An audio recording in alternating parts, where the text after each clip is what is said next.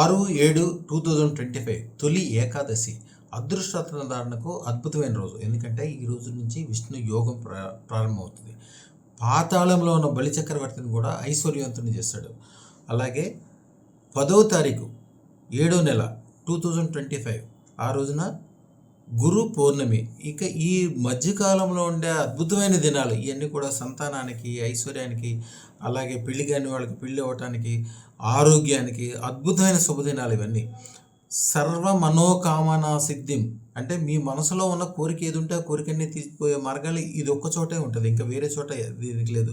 అలాగే మఠాధిపతులు, అలాగే రాజులు ఈ రోజుల్లో ప్రత్యేకంగా వాళ్ళు వాళ్ళ కుటుంబానికి, అలాగే రాజులకు కిరీటం, అంతకుముందు పాత కిరీటం ఉన్నప్పటికీ పాత కిరీటం తీసేసి అదృష్టరత్నాలతో చేసిన కొత్త కిరీటాలు, లక్షల కోట్ల ఖరీదైన కొత్త కిరీటాలు ఈ రోజు కూడా సాంప్రదాయం. అది ఎప్పుడో కిరీటాలు పాత సంప్రదాయం, కానీ ఈ రోజు కూడా 6వ తారీఖు నుంచి 10వ తారీఖు మధ్యలో ఉన్న రోజుల్లోనే చేసుకుంటారు. 6వ తారీఖు నుంచి పేలపిండి, బెల్లంలో కలిపిన పేలపిండి విష్ణుమూర్తికి ప్రసాదంగా పెట్టి మీరు తీసుకోవాలి. అలాగే బెల్లం డైలీ ప్రసాదం పెడుతూ ఉండాలి. బెల్లంతో చేసిన లడ్డూని గురు పౌర్ణమి రోజున ప్రసాదం పెట్టడం అనేది సాంప్రదాయము.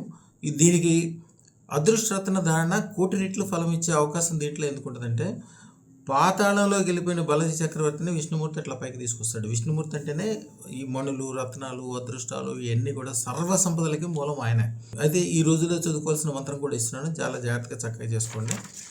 ఈ మంత్రం ఏంటంటే చాలా సింపులే, కానీ దీని యొక్క ఫలితం ఏంటంటే వేరే ఏ రోజుల్లో లేని మీ మనసులో ఉన్న కోరిక తీర్చే అవకాశం, అదృష్టరత్నం ధరించగనే అవకాశం దీంట్లోనే ఉంటుంది.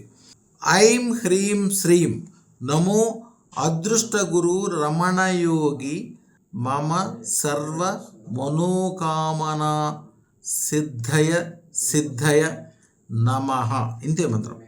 చాలా చిన్న మంత్రము, కానీ అద్భుతమైన ఫలితం. రోజుకు 108 సార్లు చదువుకుంటే మీ మనసులో చిన్నప్పటి నుంచి కోరికలు, రాబోయే కోరికలు, మీ మనవడు మనవరాల గురించో, లేకపోతే మీ ఆస్తులు సంపాదిద్దాం అనుకున్నదో, అదృష్టత్వం యొక్క పవర్. ఎందుకంటే దాంట్లో దీనికి సంబంధించిన బీజాక్షరాలు మంత్రాలతో చేయబడి ఉంటుంది. అందుకని 6వ తారీఖు నుండి 10వ తారీఖులోగా ఈ అదృష్టతను జరిగించగలిగితే ప్రపంచంలో మీకంటే అదృష్టవంతులు లేరు, మీకంటే శక్తివంతులు లేరు. శుభం భూయాత్, శుభం భూయాత్, శుభం భూయాత్.